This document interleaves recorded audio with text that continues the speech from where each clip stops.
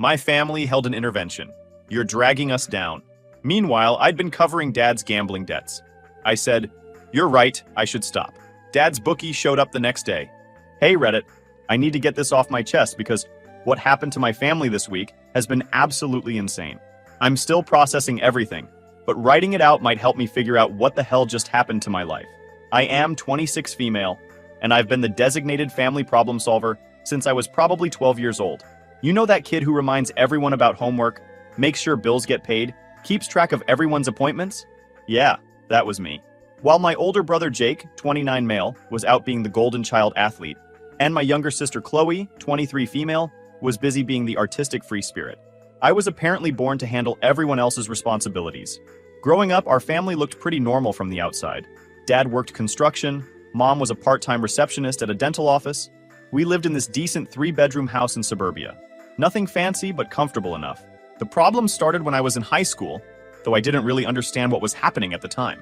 Dad would disappear on Saturday afternoons, saying he was going to help his buddy Frank with some project or another.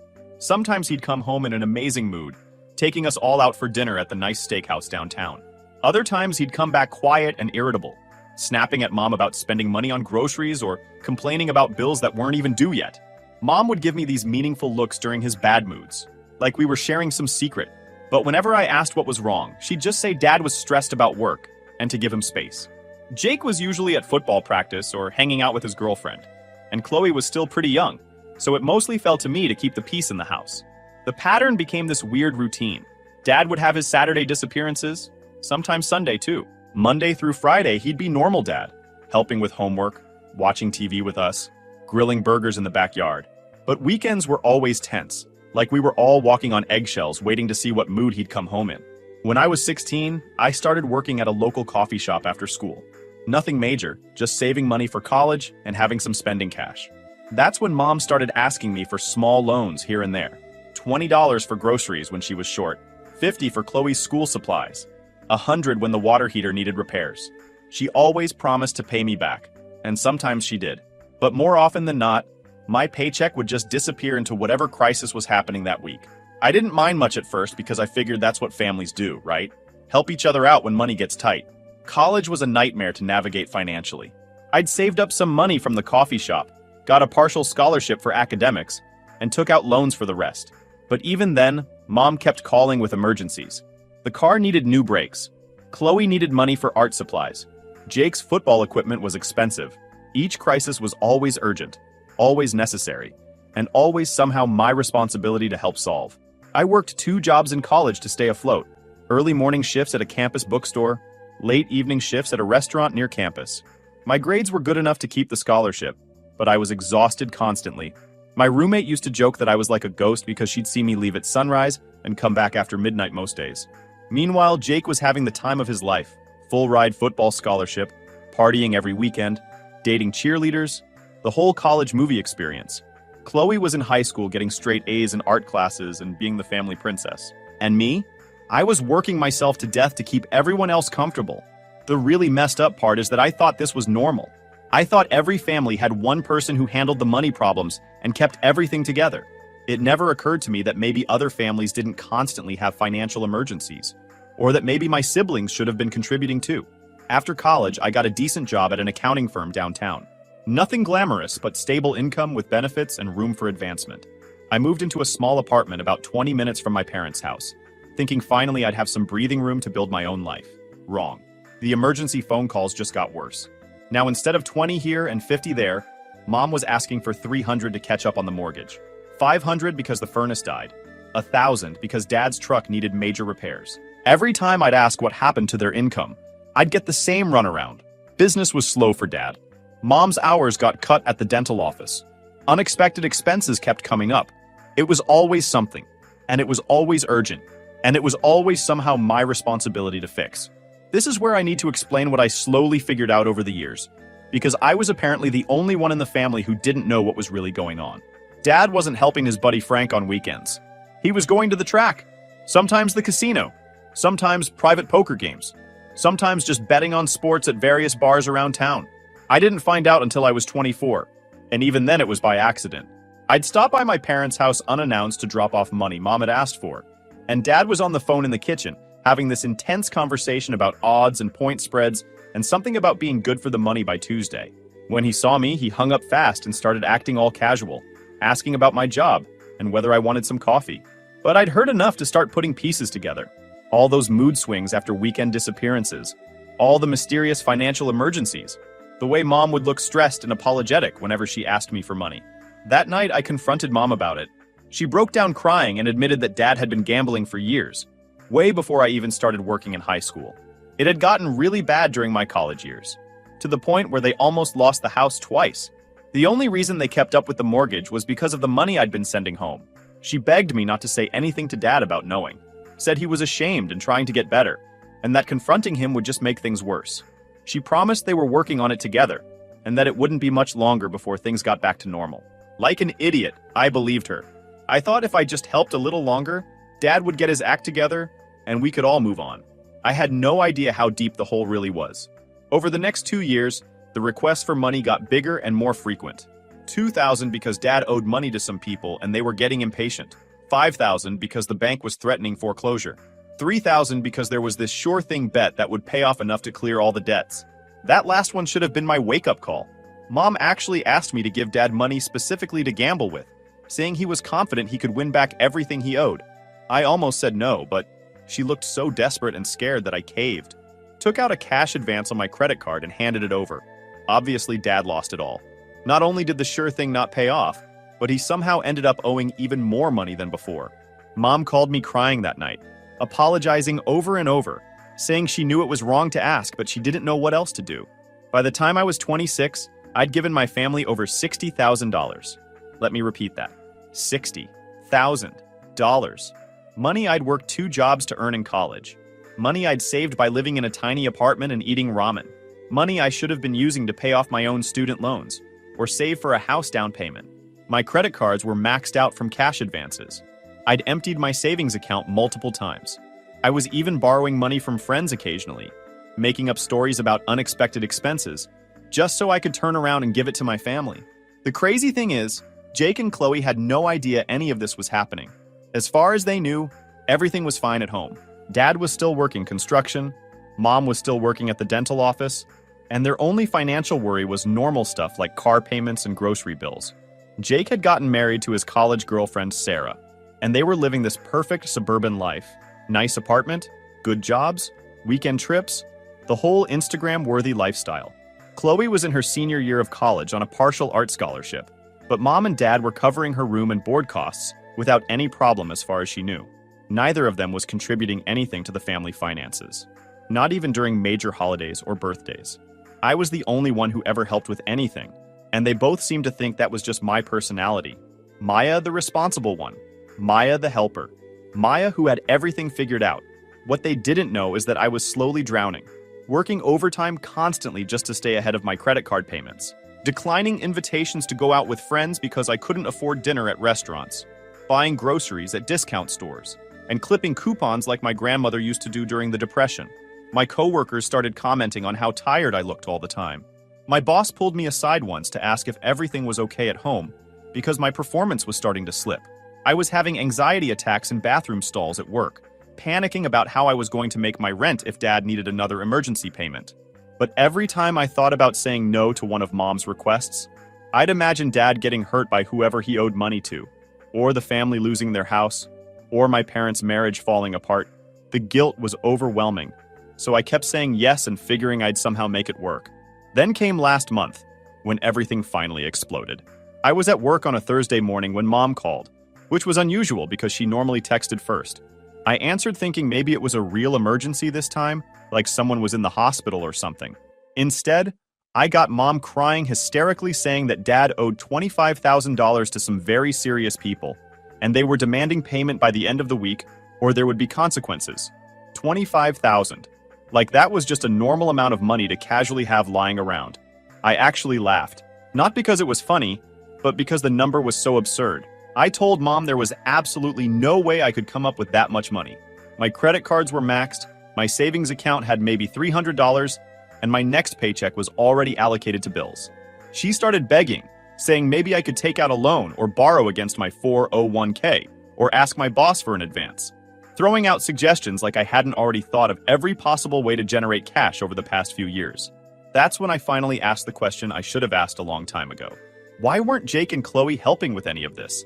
Why was it always just my responsibility to solve Dad's problems? Mom got defensive immediately. Said Jake and Sarah were young and just getting started, and it wouldn't be fair to burden them with this. Said Chloe was still in college and didn't have any money anyway. Said I was the one who was stable and successful and in the best position to help. I pointed out that Jake made more money than I did at his engineering job, and that Chloe could at least get a part-time job to help with something. But Mom insisted they didn't need to know about Dad's problems, and that involving them would just cause unnecessary drama in the family. For the first time in years, I told Mom no. I said I couldn't help this time, and that maybe it was time for Dad to face the consequences of his choices. I suggested they talk to a lawyer about bankruptcy, or look into gambling addiction treatment, or consider asking other family members for help. Mom hung up on me. Actually hung up, like I was some stranger who'd offended her instead of her daughter, who'd been bailing the family out for years. That weekend, I didn't hear from anyone in my family. No texts, no calls, no nothing. I figured they were mad at me for refusing to help, but I tried to stay strong. I went grocery shopping, did laundry, caught up on some TV shows I'd been too busy to watch. For the first time in months, I had a relaxing weekend.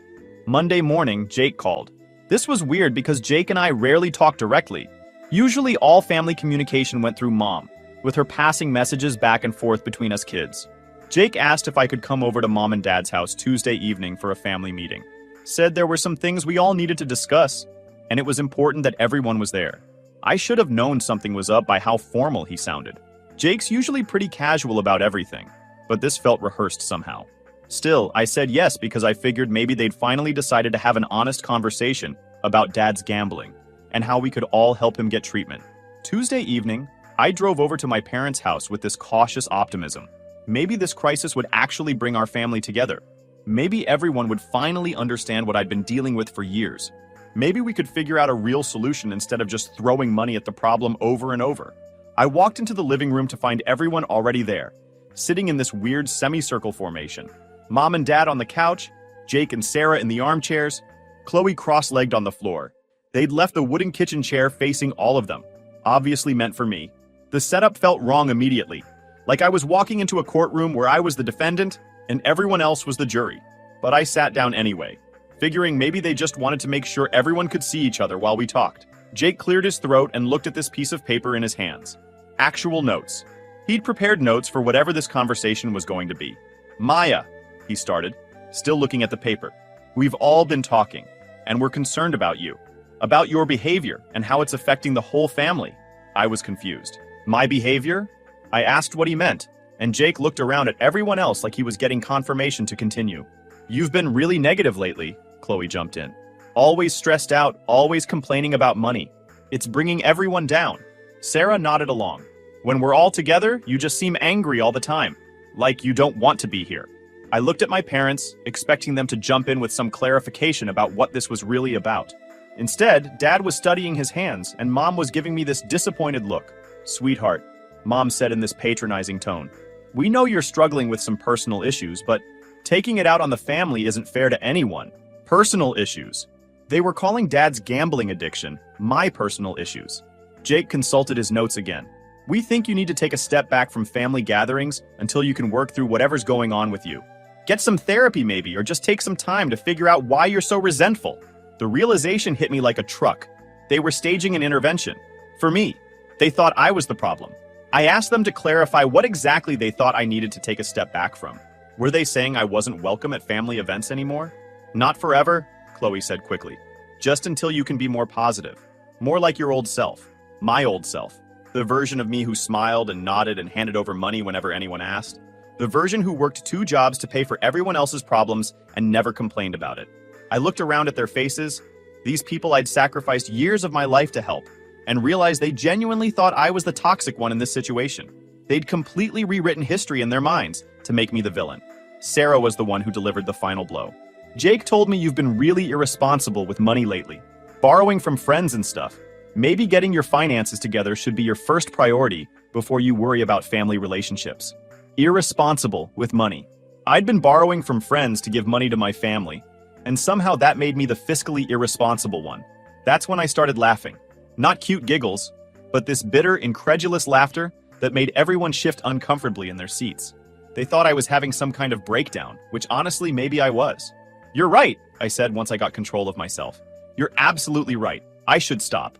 Jake looked relieved. "We're just trying to help you, Maya. We love you, but your negativity has been really hard on everyone." No, I continued, still smiling this weird smile I could feel on my face. "You're right that I should stop. I should stop enabling Dad's gambling addiction.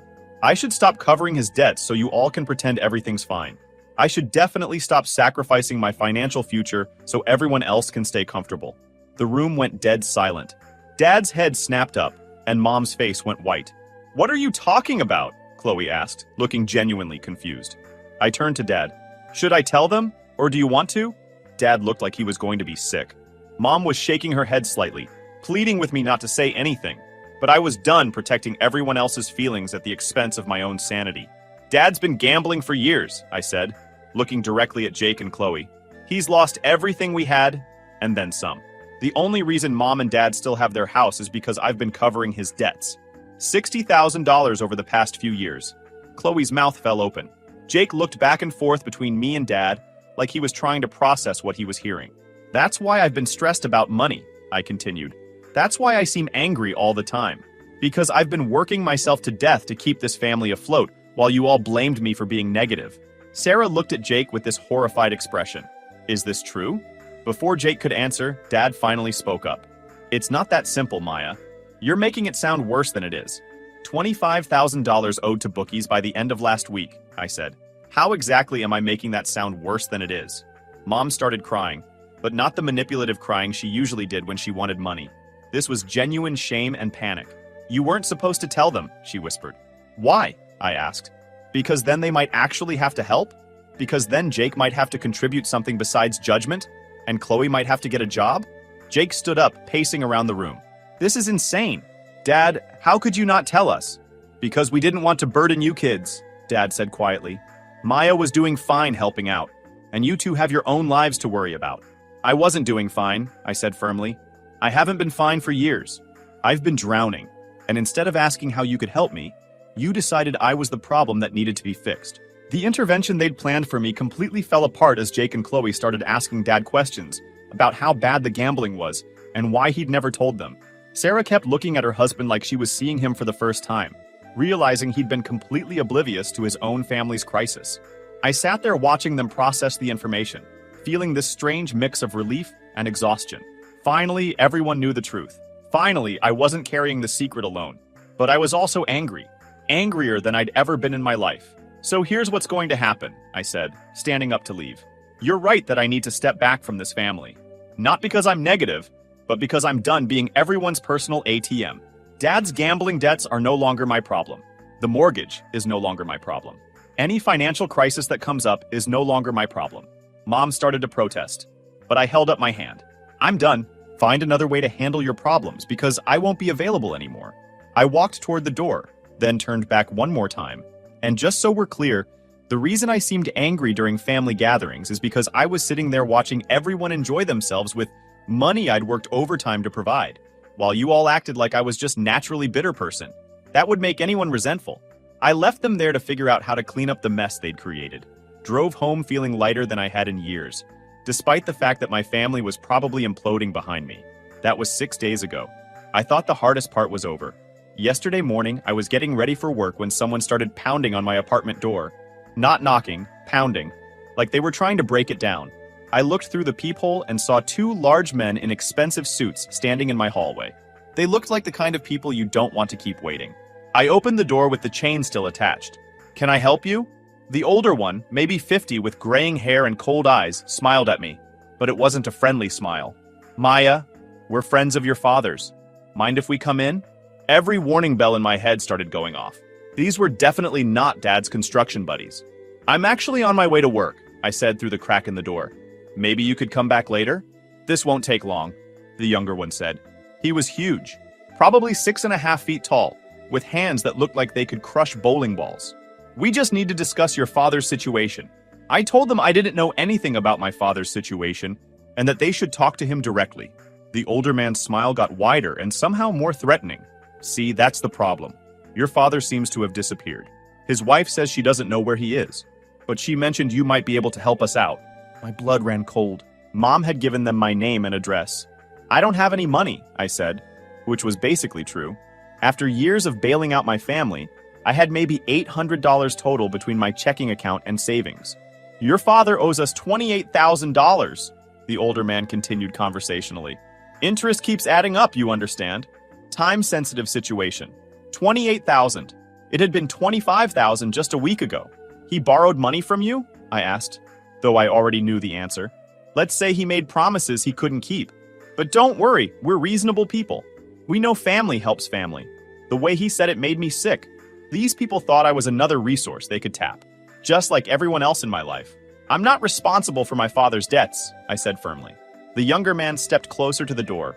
Funny thing about family debts. They have a way of becoming everyone's problem. That was when I realized just how deep in trouble Dad really was.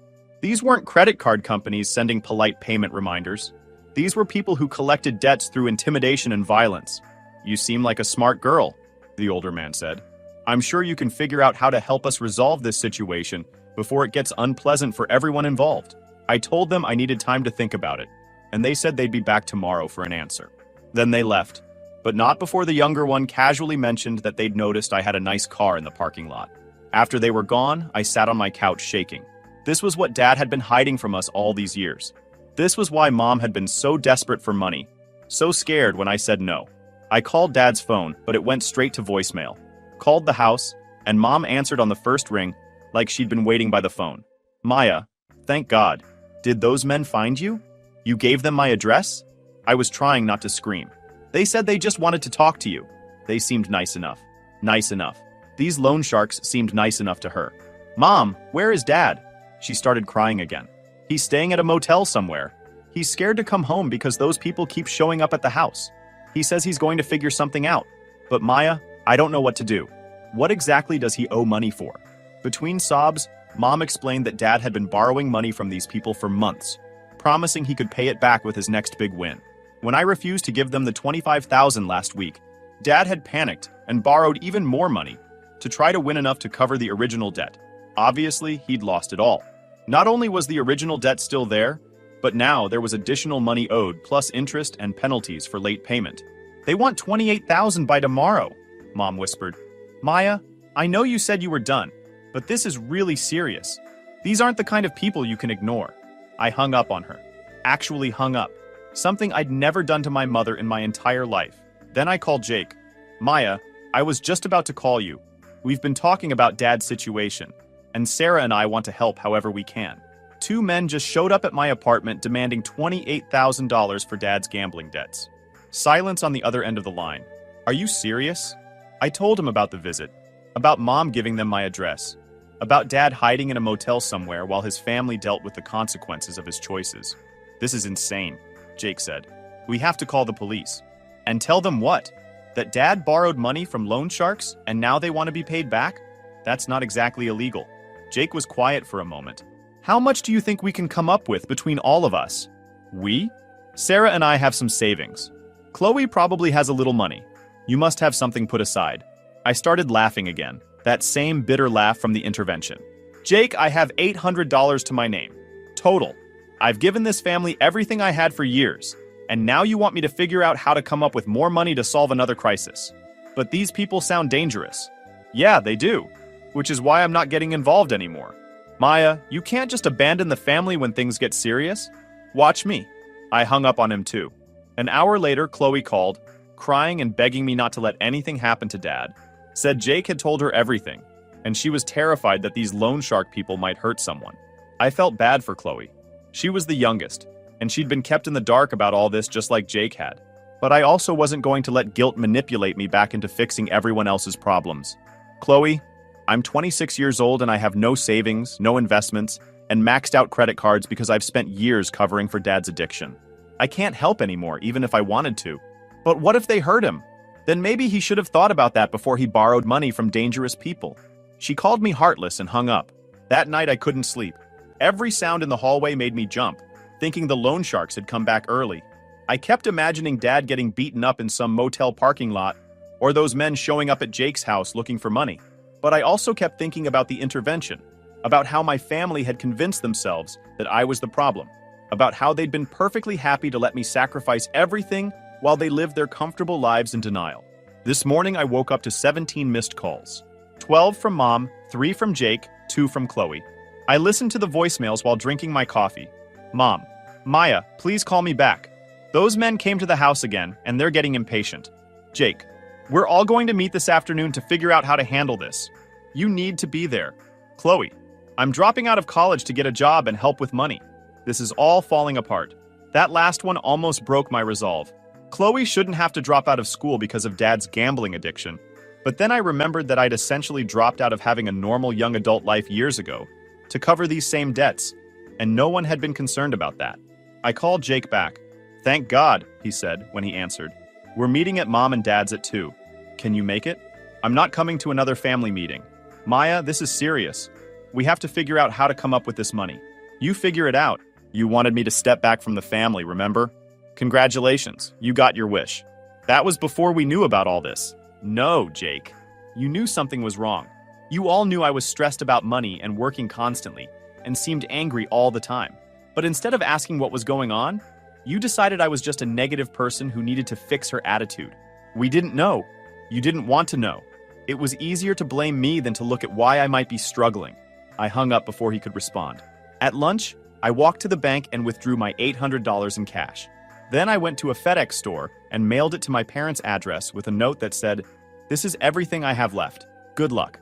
When I got back to work, my phone was buzzing constantly with calls and texts from my family. I turned it off and focused on getting through the rest of my workday. Tonight, I'm sitting in my apartment writing this post and trying to figure out what happens next. Part of me is terrified that those loan sharks will come back looking for me. Part of me feels guilty about Abe update. The loan sharks haven't been back, but my mom called to tell me Dad's going to try to work out some kind of payment plan with them. Jake and Sarah are apparently taking out a loan to help, and Chloe did drop out of school to get a full-time job. The family is finally dealing with Dad's addiction as a family problem, instead of expecting me to handle it alone. I feel bad that it took such a dramatic crisis for everyone to step up, but I'm also relieved that it's not my crisis to manage anymore. I blocked all their numbers, and I'm focusing on rebuilding my own financial life for the first time in years. Sometimes walking away really is the only option left. YouTube just dropped this new hype feature. If you're hooked on this story, smash that hype button. It tells YouTube this video deserves to blow up, and it keeps even crazier stories coming your way.